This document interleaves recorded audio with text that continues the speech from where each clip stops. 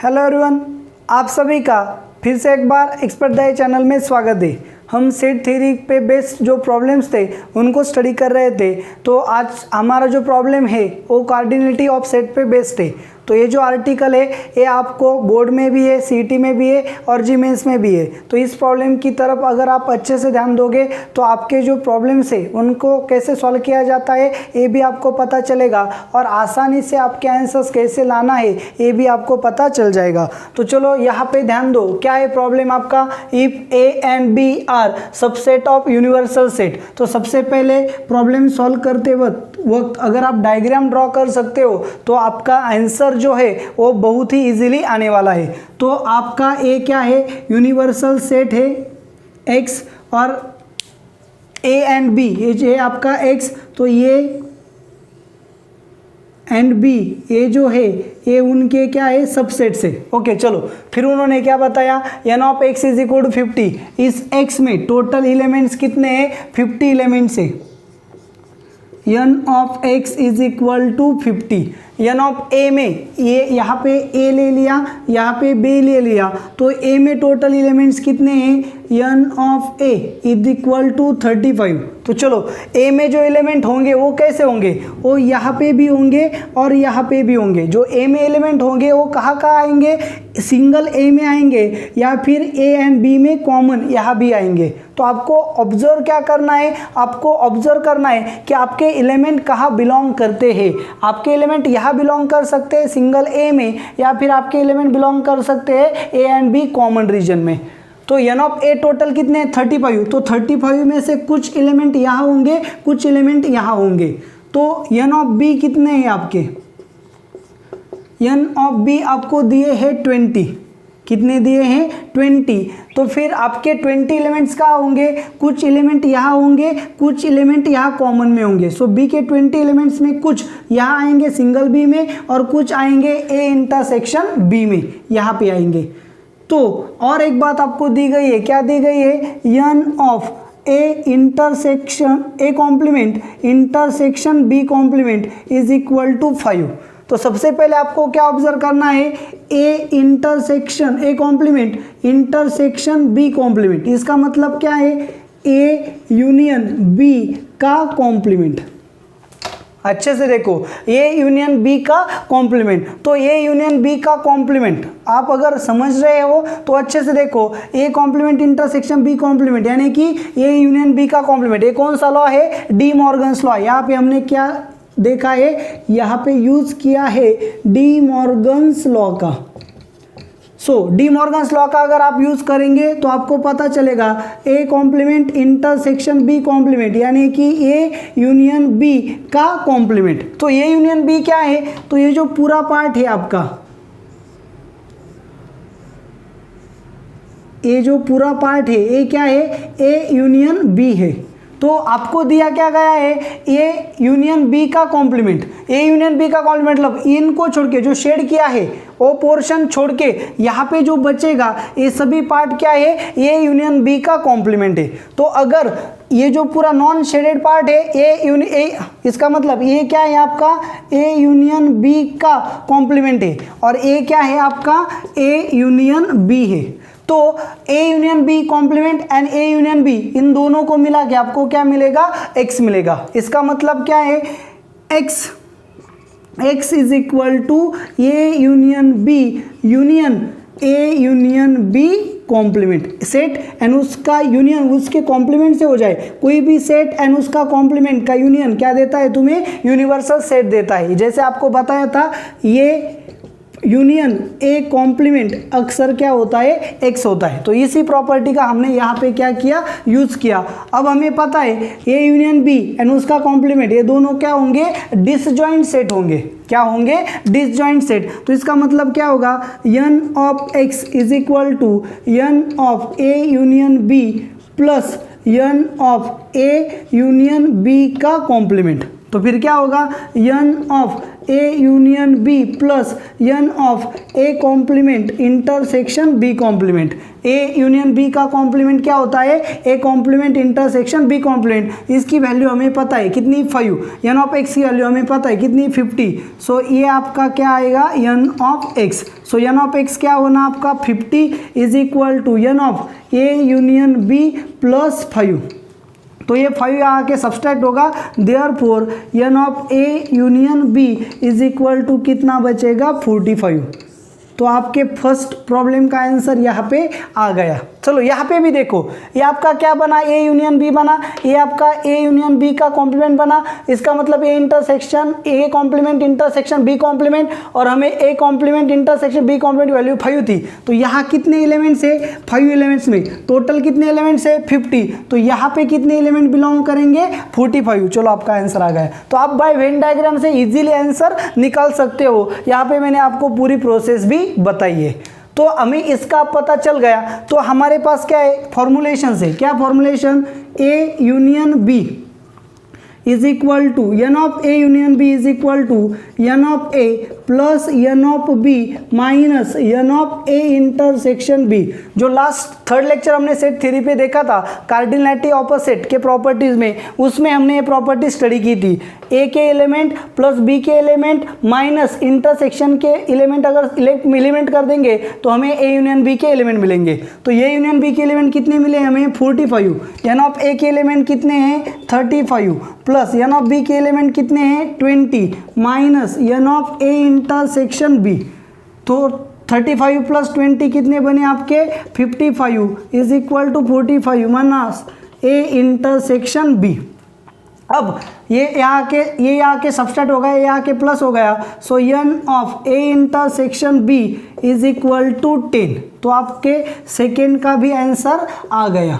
अब आपको क्या करना है? यहाँ पे n of A complement intersection B.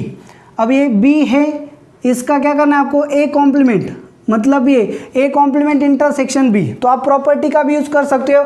A complement intersection B मतलब क्या आने वाला है? अच्छे से देखो,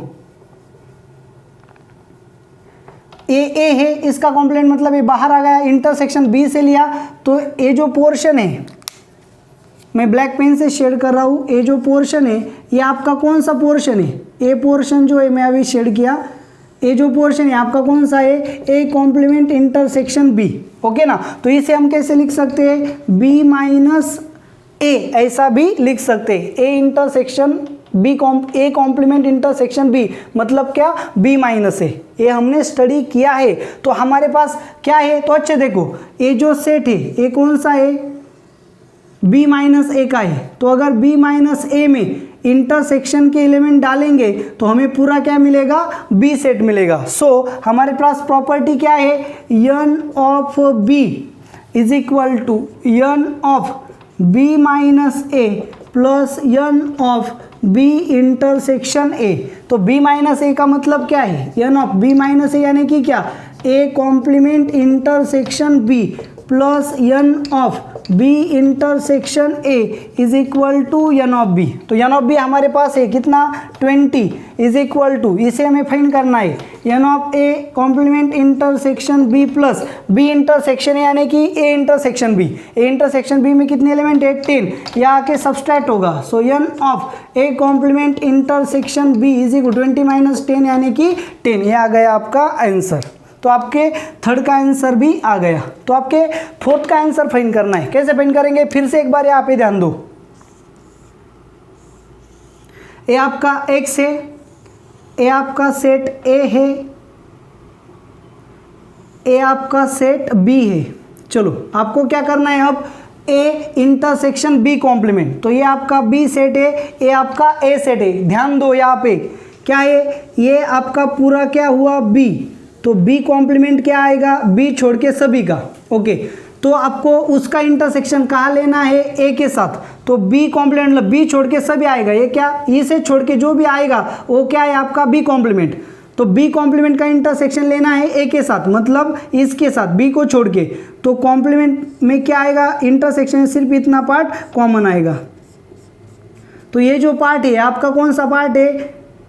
ए intersection B complement. A intersection B complement मतलब क्या, ए में से ए पार्ट गया है बी का, सो इसे हम क्या लिखते हैं, ए माइनस बी भी लिखते हैं। तो अच्छे से देखो, इस पार्ट में अगर हमने ए कॉमन मिला दिया तो पूरा क्या मिलेगा, ए मिलेगा। यानी कि हम क्या लिख सकते हैं, n of A is equal to n of A कौन सा पार्ट है, B A minus B union A कौन सा पार्ट है, एन ऑफ ए को हम कैसे लिख सकते हैं, A is equal to A minus B union A intersection B. A minus B है, ए इंटरसेक्शन बी मतलब ये दोनों को मिला है तो हमें क्या मिलेगा, ए मिलेगा। तो फिर हम ऐसे लिख सकते हैं, n of A is equal to n of A minus B plus n of A intersection B. तो ए माइनस बी का मतलब क्या है, N of A intersection B complement plus n of A intersection B n of A. चलो n of ए की value हमें पता है कितनी, 35 is equal to n of A intersection B complement. इसे हमें क्या करना है, फाइंड करना है, plus n of A intersection B हमारे पास है कितना, 10, यह आके सबस्ट्रैक्ट हो गया। Therefore n of A intersection B complement 35 minus 10 यानी कि कितना आ गया, 25। सो सीधा आप क्या करो, वेन डायग्राम पे कॉन्सेंट्रेट करोगे। आपको वेन डायग्राम के ट्रिक्स पता है जो मैंने रूल्स में आपको बताए थे। हमारा जो 3rd नंबर लेक्चर था properties on a cardinality of set, उस प्रॉपर्टीज में मैंने आपको हर वक्त क्या किया था, एग्जाम्पल सॉल्व करते वक्त वेन डायग्राम से बताया था। तो यहाँ पे अगर आपके वेन डायग्राम्स अच्छे होंगे तो आप इजीली क्या कर सकते हो, आंसर्स फाइंड कर सकते हो। तो चलो मैं आपको वेन डायग्राम से प्रॉब्लम कैसे सॉल्व किया जाता है फॉर कॉम्पिटिटिव पर्पज ये बताता हूँ। तो ये इसे सब मैं क्या करता हूँ, इरेज। तो ये जो मैं आपको बोर्ड के लिए अगर आपको लिखना है तो आप बोर्ड के लिए ऐसा लिखोगे, और अगर आप कॉम्पिटिटिव में सॉल्व करना चाहते हो तो उसके लिए ये सब लिखने की कोई ज़रूरत नहीं है। तो आपको सिर्फ MCQ सिलेक्ट करना होता है। सबसे पहले मैंने क्या किया, एक यूनिवर्सल सेट लिया X और उसमें 2 सेट लिए A एंड B। यहाँ पे A लिया, यहाँ पे B लिया। इसके एलिमेंट्स मुझे पता है 50, ओके ना। तो मुझे क्या दिया गया था, A complement intersection B complement. तो एक इसे मैंने सॉल्व किया, A complement intersection B complement यानी कि ए यूनियन बी का कॉम्प्लीमेंट। तो ए यूनियन बी का कॉम्प्लीमेंट मतलब क्या हुआ, ए एंड बी को छोड़ के ये सब यहाँ पे कितने आ गए, ए एंड बी को छोड़ देंगे तो ये बाहर जो रहेगा ये क्या आ गया, आपको 5 दिया है। तो यहाँ पे कितने एलिमेंट है, 5। टोटल एलिमेंट्स कितने हैं, 50। तो इन 2 सर्कल के बाहर कितने एलिमेंट है, 5। तो 2 सर्कल के अंदर कितने एलिमेंट हुए, 50। तो ये यूनियन बी कितना मिलेगा तुम्हें, 50। फर्स्ट आंसर आ गया, ओके। तो इन दोनों में टोटल कितने एलिमेंट्स है, 50, ओके। सॉरी, इन दोनों में टोटल कितने हैं, 50, बाहर कितने हैं, 5। सो इन दोनों में कितने आ गए, 45। कितने आ गए, 45। चलो तो हमें पता चल गया ए यूनियन बी में 45 एलिमेंट्स है, लेकिन ए के एलिमेंट्स कितने हैं, 35, बी के एलिमेंट्स कितने हैं, 20। दोनों की एडिशन की कितने मिले, 55। तो ए और बी की एडिशन किए तो 55 मिले, लेकिन दोनों में कितने आए हैं, 45। इसका मतलब जो 10 आए हैं ज़्यादा वो क्या होंगे, कॉमन में होंगे। इसका मतलब यहाँ पे 45 है लेकिन यहाँ पे काउंट करें तो 55 आया। इसका मतलब क्या हुआ, ए में एंड बी में डबल काउंट होने वाले कितने एलिमेंट्स है, 10। इसका मतलब यहाँ इंटरसेक्शन में कितने एलिमेंट आए, 10। तो टोटल ए में कितने थे, 35, उसमें से कॉमन कितने आए, 10। तो सिंपल ए में कितने होंगे, 25, और बी में कॉमन में 10 थे, टोटल कितने थे, 20। तो सिंपल बी में कितने आएंगे, यहाँ पे आएंगे सिर्फ 10। तो आप सॉल्व करो, सिंपल ए में 25 प्लस 10 कितने हो गए, 35। बी में 10 प्लस 10 कितने हो गए, 20। दोनों के यूनियन में कितने आएंगे, 45। तो इनके इंटरसेक्शन में कितने आएंगे, 5। तो आपको क्या पूछा गया था यहाँ पे, A complement intersection B, A complement intersection B यानी कि A part, A complement intersection B कितने आने चाहिए, 10। और यहाँ पे क्या पूछा गया था, in A intersection B complement, A intersection B complement यानी कि ए पार्ट कितने आने चाहिए थे, 25। तो इस तरह से आपके प्रॉब्लम्स आप आसानी से सॉल्व कर सकते हो। ये ट्रिक्स है प्रॉब्लम सॉल्व करने के लिए। कैसे सॉल्व किया जाता है यहाँ पे मैंने आपको बताया। इसके लिए आपको अच्छे से प्रॉब्लम को समझना होगा, इसकी प्रैक्टिस करनी होगी, तभी आपको ऐसे सॉल्व करना आएगा। तो ऐसा नहीं कि आपने एक बार देखा और इसे सॉल्व कर लिया, ऐसा होगा नहीं। तो आपको बार बार इसे देखना होगा, अच्छे से प्रैक्टिस करनी होगी। तो आपको ये ट्रिक्स कैसे लगी आप मुझे कमेंट करके ज़रूर बताएं। इस वीडियो को ज़्यादा से ज़्यादा लाइक करें, और अगर आपने अभी तक चैनल को सब्सक्राइब नहीं किया है तो सबसे पहले चैनल को सब्सक्राइब करें। ओके, तो हमारा जो सेकेंड प्रॉब्लम है ये यहाँ पे आपके पास बोर्ड पे है, देखो क्या है हमारा second problem. In a class of 200 students who appeared certain examination, तो यहाँ पे एग्जाम में कितने लोग अपीयर्ड हुए हैं, 200 स्टूडेंट्स जो है वो एग्जाम में अपीयर्ड हुए हैं। तो एग्जाम में अपीयर्ड होने वाले स्टूडेंट जो होंगे वो हमारा क्या होगा, यूनिवर्सल सेट। सो एक्स को हम क्या बोलते हैं, number of student appeared in exam. Okay, so n of x हमारे पास कितने हैं, 200 स्टूडेंट्स है। तो ठीक है, गौर से प्रॉब्लम को रीड करो, क्या बताया गया है, in a class of 200 students who appeared certain examination 35 students failed in a CET। Okay, so C set हम जो लेते हैं वो क्या है, student failed in CET exam. So n of c कितने मिले आपको, 35। उसके बाद नीट, देखो प्रॉब्लम रीड करो, क्या बताया है, student failed in NEET exam, student failed in NEET exam, कितने नीट एग्जाम में फेल्ड होने वाले, यानी कि n ऑफ n कितने, 40। एंड j सेट हम लेते हैं, स्टूडेंट फेल्ड इन g एग्जाम, कितने लोग हैं जी एग्जाम में फेल्ड होने वाले, n of j is equal to 40। Okay, तो आपको क्या बताया गया है, और and 20 failed in CET and NEET. Okay, so 20 student जो है वो क्या हुए, CET एंड नीट दोनों में फेल हुए, इसका मतलब क्या है, n of c intersection n is equal to 20। उसके बाद क्या बताया गया है, 17 इन नीट एंड g, 17 इसका मतलब क्या है, n of 17 NEET and g, NEET मतलब n, g मतलब j, नीट एंड g दोनों में फेल्ड हुए, ऐसे कितने लोग हैं, 17 लोग हैं। And 15 in CET and g, 15 यानी कि n of CET and g में कितने लोग फेल्ड हुए, 15। And 5 students failed in all 3 examination, n of इन तीनों में फेल्ड होने वाले C and NEET and G तीनों में फेल्ड होने वाले कितने स्टूडेंट्स है, 5 स्टूडेंट्स है। तो हमें क्या फाइंड करना है, so find how many students did not failed in any examination and failed in NEET और G एंट्रेंस। ओके, तो हमें फाइंड क्या करना है, नीट। ओके, यानी कि क्या, किसी भी एग्जाम में फेल नहीं होने वाले, इसका मतलब क्या है, n of c union j complement हमें क्या करना है, फाइंड करना है। And n of g union n क्या करना है, फाइंड करना है। देखो प्रॉब्लम को अच्छे से समझो, अगर आप प्रॉब्लम को नहीं समझोगे तो इस तरह का डाटा फॉर्म नहीं कर सकते, और अगर आप डाटा ही फाइंड नहीं कर सकते तो आप प्रॉब्लम को भी सॉल्व नहीं कर सकते। प्रॉब्लम बड़ा है इसलिए मैंने आपको इस तरह से बताया। तो क्या है आपका प्रॉब्लम, टोटल आपके एग्जाम में कितने लोग अपीयर्ड हुए, 200, उसमें से CET कितने लोग फेल्ड हुए हैं, 35 पीपल्स, नीट कितने लोग फेल्ड हुए, 40 पीपल्स, G कितने लोग फेल्ड हुए, 20 पीपल्स, CET एंड नीट दोनों फेल्ड हो गए, ऐसे कितने हैं, 20 स्टूडेंट्स, नीट एंड जी दोनों फेल्ड हो गए, ऐसे कितने स्टूडेंट्स है, 17 स्टूडेंट्स, CET एंड जी दोनों फेल्ड हो गए, ऐसे कितने स्टूडेंट्स है, 15 स्टूडेंट्स, और तीनों एग्जाम में जो फेल हो गए, हमें पता है ऐसे भी कुछ बच्चे होते हैं क्लास में जो सभी में फेल हो जाते हैं, तो CET नीट एंड जी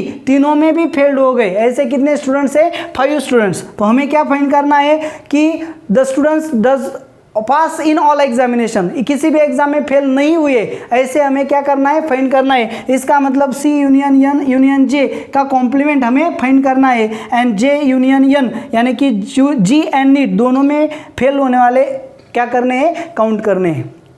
तो इस टाइप का जो प्रॉब्लम है मैं बेसिकली क्या करता हूँ, सॉल्व करता हूँ with the help of Venn diagram. तो आपके वेन डायग्राम अच्छे होने बहुत ही ज़रूरी है। चलो अच्छे से ध्यान दो, यहाँ पे क्या करोगे, पहला मैंने एक सेट ले लिया, तो ये जो सेट था ये सेट क्या था, CET का था, तो दूसरा मैंने सेट ले लिया, ये जो सेट था ये नीट का था, और मैंने तीसरा सेट ले लिया, ये क्या था, J का था, और ये यूनिवर्सल सेट है।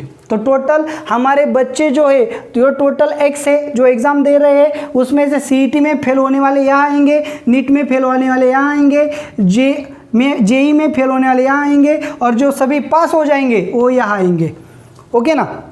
तो जो सर्कल के अंदर आ रहे हैं वो कहीं ना कहीं फेल हो रहे हैं और जो सर्कल के बाहर जा रहे हैं लेकिन रेक्टेंगल के अंदर आएंगे वो सभी बच्चे सभी एग्जाम में क्या हो गए, पास हो गए। तो हमें हमारा जो फर्स्ट क्वेश्चन है वही फाइंड करना है, the number of students are passed in all examination, सभी एग्जाम में जो फेल हो गए हैं सभी एग्जाम में जो पास हो गए उन्हें फाइंड करना है। इसका मतलब यहाँ पे इन सर्कल के बाहर जो आएंगे वो सभी बच्चे पास होने वाले हैं और जो सर्कल के अंदर आ रहे वो सभी फेल होने वाले हैं। ओके ना। तो आपको क्या पता है सबसे पहले कि CET students failed in CET exam 35, तो इस सर्कल के अंदर कितने लोग आने वाले हैं, CET के सर्कल के अंदर 35 लोग आने वाले। नीट फेल होने वाले कितने बच्चे हैं, 40 बच्चे, यानी कि इस एन सर्कल में कितने बच्चे आएंगे, 40। ओके। और जी फेल होने वाले भी कितने बच्चे हैं, 40। तो इसका मतलब जे के सर्कल में भी कितने बच्चे आने वाले हैं, 40 स्टूडेंट्स आने वाले हैं। तो अभी आपको क्या बताया, अभी पहले आपको बताया कि CET एंड नीट में कॉमन दोनों में भी फेल हो गए ऐसे 20 बच्चे, तो CET एंड नीट दोनों में फेल हो गए तो वो कहाँ आएंगे, यहाँ आएंगे। आपको अच्छे से याद रखना होगा कि ये क्या है, ये सिंपल CET सिंगल CET, ये क्या है सिंगल नीट, ये क्या है सिंगल जी, और ये क्या है, ये आपका C इंटरसेक्शन NA, ये आपका क्या है J इंटरसेक्शन NA, और ये आपका क्या है C इंटरसेक्शन J है। ओके। और यहाँ पे ये जो तीनों में कॉमन है ये क्या है आपका C intersection N intersection J है। तो जब भी हमें कोई प्रॉब्लम सॉल्व करना होता है तब हम क्या करेंगे, यहाँ से स्टार्ट करेंगे। अच्छे से देखो, हमें हमेशा स्टार्ट कहाँ से करना होता है, तीनों के इंटरसेक्शन से। तो तीनों में भी फेल होने वाले कितने बच्चे हैं, CET में फेल हो गए, नीट में भी फेल हो गया और जी में भी फेल हो गया, तीनों में फेल हो गए। ऐसे कितने बच्चे हैं, कितने स्टूडेंट्स हैं, 5 स्टूडेंट्स है। इसका मतलब यहाँ पे कितने आएंगे, 5 स्टूडेंट्स आएंगे, तीनों में फेल हो गए। इसका मतलब ये जो है 5 स्टूडेंट्स ये CET में भी फेल हो गए, ये नीट में भी फेल हो गए, ये JEE में भी फेल हो गए, तो ये कॉमन में आ गए। ओके। उसके बाद CET एंड नीट दोनों में फेल हो गए, ऐसे कितने बच्चे हैं, 20। लेकिन इन दोनों में जो फेल हो गए तो 5 यहाँ पे ही आ गए। अच्छे से देखो, यहाँ क्या है, ये जो 5 बच्चे हैं CET में भी फेल हुए हैं, नीट में भी फेल हो गए। तो हमारे पास CET एंड नीट दोनों में फेल होने वाले कितने बच्चे हैं, 20। लेकिन 5 तो यहाँ आ गए, इसका मतलब यहाँ कितने आएंगे, यहाँ आएंगे सिर्फ 15, क्योंकि CET एंड नीट अगर इन दोनों का देखें तो 15 + 5 ऐसे 20 बच्चे फेल हो गए, यहाँ पे 20 आ गए। समझ रहे हैं आप क्या कर रहे हैं। ओके। उसके बाद नीट एंड जी में फेल होने वाले कितने बच्चे हैं, आपको बताया नीट एंड जी में फेल होने वाले 17 स्टूडेंट्स है। तो नीट एंड जी में फेल होने वाले यहाँ पे तो 5 पहले से आ गए, तो इसका मतलब यहाँ पे कितने आएंगे, सिर्फ 12। तो देखो 12 + 5 ऐसे और 17 हो गए। नीट एंड जी में कॉमन कितने लोग आए, 17 पीपल्स। ओके। तो 17 फेल हो गए। अब CET एंड जी दोनों में फेल होने वाले कितने बच्चे हैं, 15। तो यहाँ पे देखो, यहाँ पे CET एंड जी दोनों में कॉमन पहले से ही कितने आए हैं, 5। तो ये 5 बच्चे CET और जी में पहले से फेल हो चुके। टोटल कितने हैं हमारे पास, CET एंड जी में 15, तो 5 यहाँ पे आ गए। तो इसका मतलब यहाँ कितने आ गए, 10। ओके। तो CET एंड जी दोनों में फेल हो गए, 10 + 5 15, देखो यहाँ पे आ गए। ठीक है। तो अब क्या करोगे आप क्या करोगे, आप अच्छे से देखो।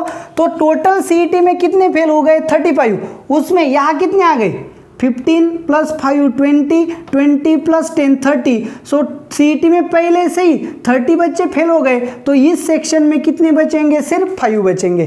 तो ये जो 5 बच्चे हैं ये सिर्फ और सिर्फ CET में फेल हुए हैं। ओके ना। तो यहाँ पे देखो नीट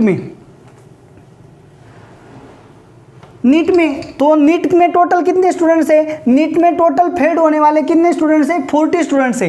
तो जो 40 स्टूडेंट्स है उसमें से यहाँ देखो 15 + 5 20, 20 + 12 यानी कि कितने, 32। तो 32 पहले ही नीट में फेल हो चुके। सो नीट में फेल होने वाले कितने, 40। तो यहाँ पे पहले 32 हो चुके, तो यहाँ पे कितने रहेंगे, सिर्फ 8 रहेंगे।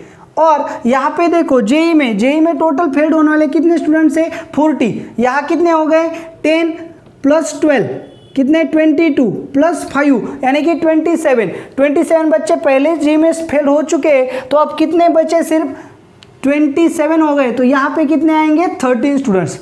तो ये जो 5 है ये सिर्फ सीईटी में फेल हुए हैं, ये जो 8 है ये सिर्फ नीट में फेल हुए हैं, ये जो 13 है ये सिर्फ जेई में फेल हुए हैं, ये जो 10 है ये सीईटी एंड जी दोनों में फेल हुए, ये जो 12 है नीट एंड जी दोनों में फेल हुए, और जो 15 है ये सीईटी एंड नीट दोनों में फेल हो गए, और ये जो 5 है ये तीनों में फेल हो गए। ऐसे करके टोटल सीईटी में 35 फेल हो गए, टोटल 40 जी में फेल हो गए, और टोटल 40 नीट में फेल हो गए। तो ये हो गया आपका मैन्युफैक्चरिंग डाटा। अब आपको क्या पूछा गया है उसकी तरफ ध्यान दो। आपको पूछा गया है कि सी यूनियन एन यूनियन जे कॉम्प्लीमेंट, इसका मतलब आपको पास होने वाले स्टूडेंट्स पूछे गए, ओके ना। तो इसके बाहर जो भी स्टूडेंट्स आएंगे, मतलब यहाँ पे जो भी स्टूडेंट्स आएंगे ये सीईटी नीट और जी तीनों के तीनों भी पास हो चुके हैं, क्योंकि अगर वो फेल होते तो वो कहीं ना कहीं अंदर जाते। तो टोटल स्टूडेंट्स कितने थे हमारे पास 200। तो इन सभी की टैली करो, तो इन सभी की टैली करोगे तो हमें क्या मिलेगा, इन सभी की टैली अगर हमने की तो हमें मिलेगा फेल होने वाले स्टूडेंट्स। तो इनको छोड़ दिया तो बाकी सब क्या हो गए, पास हो गए। तो हमें क्या होने वाला, नम स्टूडेंट्स यहाँ पे लिखेंगे student not fail in any exam. जो स्टूडेंट्स किसी भी एग्जाम में फेल नहीं हुए उनका नंबर कैसे फाइंड करेंगे, तो टोटल नंबर कितना है n(x), तो इसमें से ये सभी हम क्या करेंगे, सब्सट्रैक्ट करेंगे। तो इनमें से सभी सब्सट्रैक्ट करेंगे मतलब क्या, पहले आएगा 5, मतलब क्या आएगा चलो पहले क्या आएगा 5, तो फिर क्या होगा 5 माइनस प्लस लेते 15, पहले ये 5 + 15 + 10 + 12 + 8 + 13, क्योंकि ये सभी बच्चे कहीं ना कहीं फेल हो गए। तो इनको अगर हमने टोटल स्टूडेंट से सब्सट्रैक्ट किया तो जो पास हो गए सभी एग्जाम में उनका नंबर आएगा। तो फिर क्या होगा, n(x) हमें पता है कितना है 200 माइनस 5 + 5 10 + 10 20 20 + 15 20 + 15 35 12 + 8 20 55 + 20 35 + 20 55 55 + 13, यहाँ आ गए 20 30 40 55 65 68, ओके। सो 200 - 62 कितना आ गया आपका 132, कितने आ गए 132। ये जो स्टूडेंट्स है ये सभी एग्जाम में आपके पास हो चुके हैं, ओके। तो ये हो गया। अब आपको क्या पूछा गया है, n(j यूनियन n), इसका मतलब जी एंड नीट दोनों में फेल होने वाले आपको फाइंड करने को कहा गया है। सो दोनों में कितने फेल हो गए, तो अगर आप ये जो पूरा लोगे तो ये नीट में फेल हो चुके हैं, और ये जो पूरा लोगे तो ये जी में फेल हो चुके हैं, ओके ना। सो हमें क्या करना होगा, इन दो गोल में जितने आएंगे वो सभी जी एंड नीट में फेल हो चुके हैं। तो फिर कैसे हो गए, n(j यूनियन n) कैसे फाइंड करेंगे, ये 10 + 13 + 12, सो 13 + 12 25 + 10 10 + 12 + 13 + 5 + 15 + 8, तो फिर क्या होगा 13 12 25 25 + 5 30 30 40 50 55 + 8 63। तो टोटल आपके 63 स्टूडेंट्स ऐसे हैं जो जी एंड नीट में क्या हो गए हैं, फेल हो गए, ओके। तो फिर इस तरह से आपको आंसर्स क्या करने होंगे, निकालने होंगे,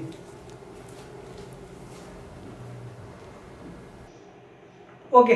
तो आज का जो हमारा लेक्चर है उसका लास्ट प्रॉब्लम है आपके सामने, यहाँ पे आप देख सकते हो क्या है प्रॉब्लम, मैं रीड करता हूँ। In hostel 25 students take tea, तो हमारा जो टी सेट होगा वो टी सेट क्या होगा, students take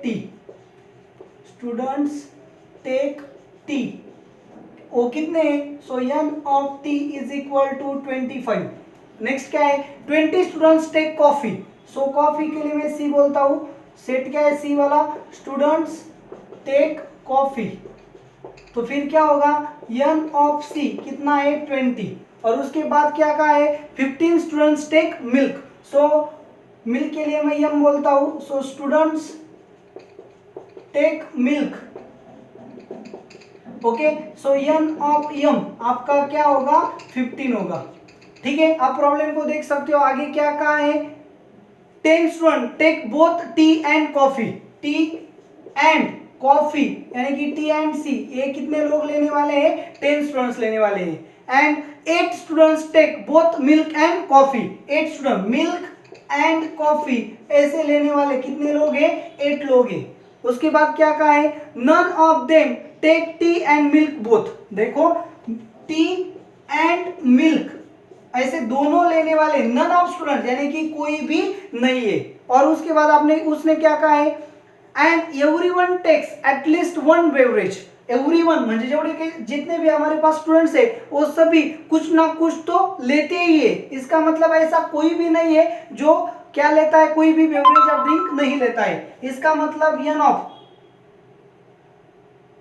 T union C union m, tea लेने वाले, कॉफी लेने वाले, मिल्क लेने वाले, बरोबर ना, इनका कॉम्प्लीमेंट, इसका मतलब कोई भी नहीं लेने वाला। ए क्या है, ए भी 0 है। तो फिर आपको क्या पूछा गया find the total number in the student, sorry find the total students in the hostel. तो आपको क्या पूछा गया है टोटल स्टूडेंट्स कितने होंगे हॉस्टल में, ए पूछा गया है। चलो तो इसे भी हम क्या करेंगे वेन डायग्राम से ही सॉल्व करेंगे। तो वेन डायग्राम से सॉल्व करने के लिए प्रॉब्लम को अच्छे से लर्न करना, फॉर्मुलेट करना आपके लिए जरूरी होता है। तो ये जो सभी डाटा है ये डाटा मैंने क्वेश्चन से ले लिया। तो सबसे पहले आप क्या करोगे वेन डायग्राम को ड्रॉ करोगे। वेन डायग्राम को अगर आप ड्रॉ कर सकते हो, प्रॉपरली डाटा ले सकते हो, तो आप प्रॉब्लम को विद इन अ मिनट क्या कर सकते हो सॉल्व कर सकते हो। तो सबसे पहले ये आपका क्या है हॉस्टल, इसके लिए मैं क्या बोलता हूँ एक्स यानी कि यूनिवर्सल सेट। तो यहाँ पे मैंने पहला सेट ले लिया और स्टूडेंट्स हु टेक्स टी, दूसरा सेट मैंने ले लिया और students who takes coffee, and तीसरा सेट मैंने ले लिया और स्टूडेंट्स हु टेक मिल्क। चलो हमारे पास 3 सेट्स थे, टी लेने वाले, कॉफी लेने वाले एंड मिल्क लेने वाले स्टूडेंट्स इन द हॉस्टल। तो इस प्रॉब्लम में एक आपको बेहतरीन कंडीशन बताई गई है। क्या है वो कंडीशन कि इस हॉस्टल में ऐसा कोई भी स्टूडेंट्स नहीं है जो टी, कॉफी और मिल्क इनमें से कोई भी कुछ भी नहीं लेता, ऐसा हमारे पास स्टूडेंट नहीं है। इसका मतलब यहाँ पे टी लेने वाले, यहाँ पे कॉफी लेने वाले, यहाँ पे मिल्क लेने वाले, तो हमारे जो भी स्टूडेंट्स है वो सभी यहाँ पे आएंगे क्योंकि इनके बाहर गया। यहाँ पे अगर स्टूडेंट आया तो ये जो स्टूडेंट होगा ये तो ना टी लेता है, ना तो कॉफी लेता है, ना तो मिल्क लेता है। लेकिन हमें क्लियरली कहा गया है क्वेश्चन में कि हमारे पास ऐसा कोई स्टूडेंट्स नहीं है जो कोई भी ड्रिंक नहीं लेता, यानी कि हमारे पास जो स्टूडेंट्स है वो तीनों में से कोई तो एक ड्रिंक लेता ही लेता है। ओके ना, ओके।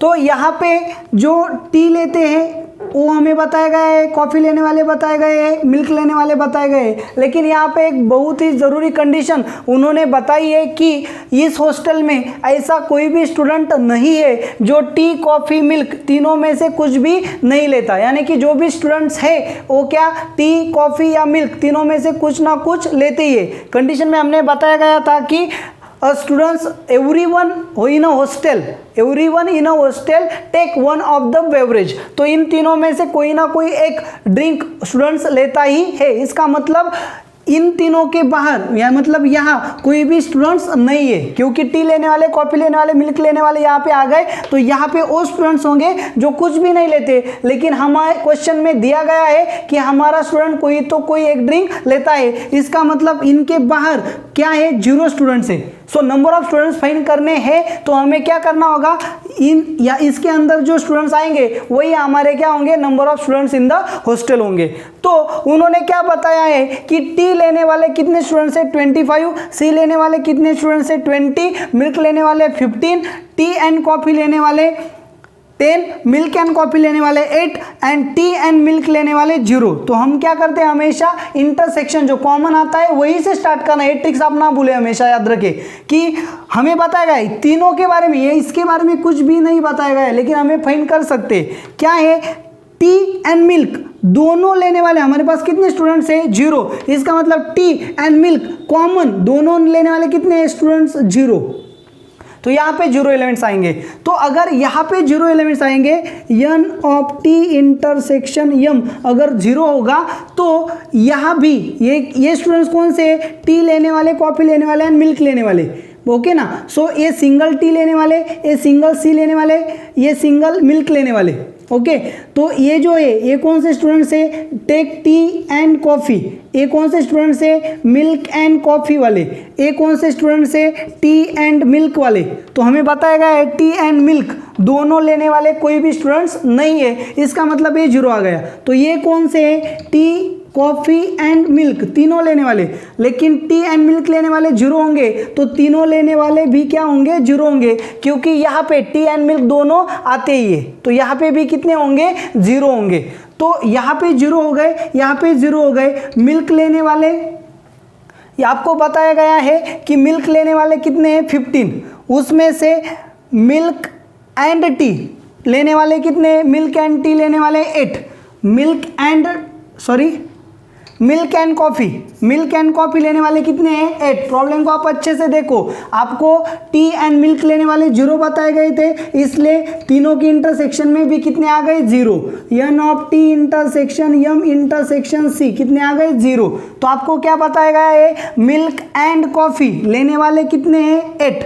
तो मिल्क एंड कॉफ़ी लेने वाले 8 होंगे, तो टोटल मिल्क लेने वाले कितने हैं, 15। तो मिल्क एंड कॉफ़ी लेने वाले कितने हैं, 8। तो सिर्फ मिल्क लेने वाले कितने होंगे, 7, क्योंकि 7 + 8 क्या होंगे, 15 होंगे। अच्छे से देखो, मिल्क एंड कॉफ़ी दोनों लेने वाले 8 है, टोटल मिल्क लेने वाले 15 थे, तो इसमें से 8 कॉफ़ी भी लेते तो सिर्फ मिल्क लेने वाले कितने बचे, 7।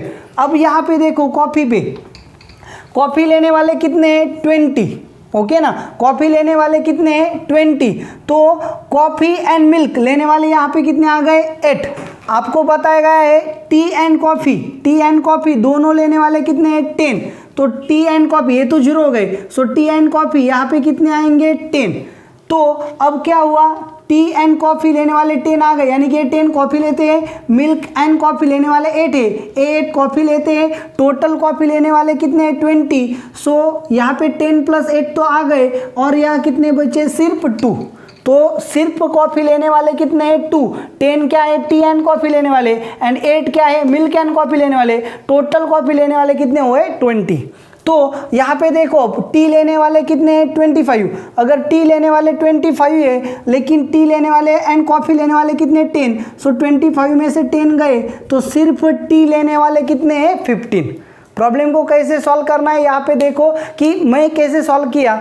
प्रॉब्लम सॉल्व करते वक्त हमें जो कॉमन पॉइंट है वही से स्टार्ट करना है। कॉमन पॉइंट यहाँ पे था, टी एंड मिल्क दोनों लेने वाले कोई स्टूडेंट्स नहीं है, दोनों लेने वाले कोई स्टूडेंट्स नहीं, इसलिए तीनों लेने वाले भी कोई स्टूडेंट नहीं। तो मिल्क लेने वाले टोटल 15 थे, कॉफ़ी एंड मिल्क लेने वाले 8 थे, इसकी वजह से सिर्फ मिल्क लेने वाले 7 रह गए। तो 7 + 8 कितने हो गए, 15।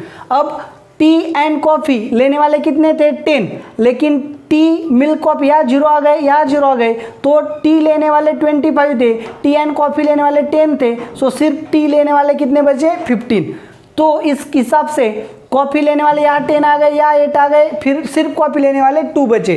तो इस तरह से आपका प्रॉब्लम क्या हुआ, सॉल्व। तो इस हिसाब से आपके स्टूडेंट्स कितने होंगे, सिर्फ टी लेने वाले 15, सिर्फ कॉफ़ी लेने वाले 2, सिर्फ मिल्क लेने वाले 7, टी एंड कॉफ़ी लेने वाले 10, कॉफ़ी एंड मिल्क लेने वाले 8, ये सभी आपके क्या होंगे, students. Therefore number of students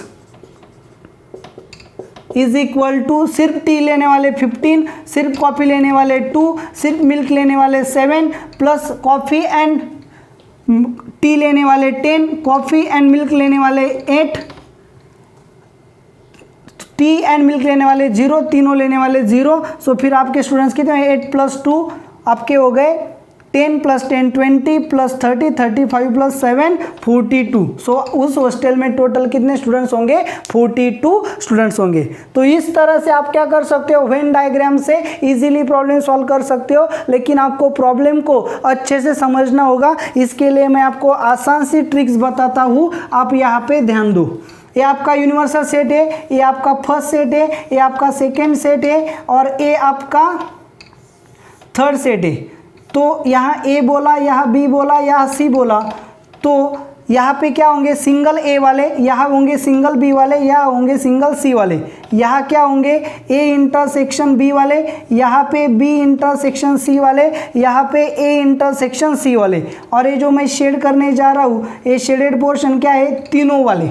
okay ना, तो आपको हमेशा स्टार्ट करते वक्त यही से स्टार्ट करना होता है, तीनों वाले फिर कॉमन वाले। यहाँ इसके ये फाइंड करने के लिए पहले इनमें से इसे सब्सट्रैक्ट करो फिर ये मिलेगा, और ये फाइंड कर लेके तीनों सब्सट्रैक्ट करो तो ये मिलेगा।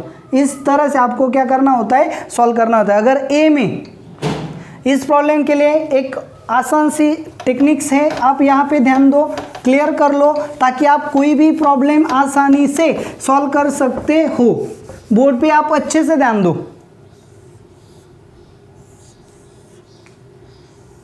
ये आपका सेट ए है, ए आपका सेट बी है और ए आपका सेट सी है। चाहे कोई भी एग्जांपल आप इस टाइप में ले लो, ये आपका यूनिवर्सल सेट है। तो सबसे पहले ये जो रीजन है, ए रीजन, ये तीनों में आने वाला है। तीनों में आने वाला मतलब क्या, A intersection B intersection C. तो आपको क्या करना होता है हमेशा, जब आपको क्या बताया गया ए एंड सी दोनों करने वाले कितने दिए हैं, 10 दिए होंगे, तो पहले आपको यहाँ फाइंड करना होगा यहाँ कितने आएंगे। तो आप 10 में से जो कॉमन आएंगे इन्हें सब्सट्रैक्ट करना होगा। तो यहाँ का नंबर फाइंड करने के लिए जो टोटल ए सी में कॉमन दिए हैं उनमें से इन्हें सब्सट्रैक्ट करो, ये नंबर मिलेगा। सिमिलरली ए एंड बी दोनों करने वालों में से जो कॉमन नंबर है उन्हें ये सब्सट्रैक्ट करो तो आपको यहाँ का नंबर मिलेगा। और अगर आपको बी एंड सी दो सेट में आने वाले नंबर ऑफ एलिमेंट से तीनों में आने वाले सब्सट्रैक्ट करो तो आपको यहाँ का एलिमेंट मिलेगा।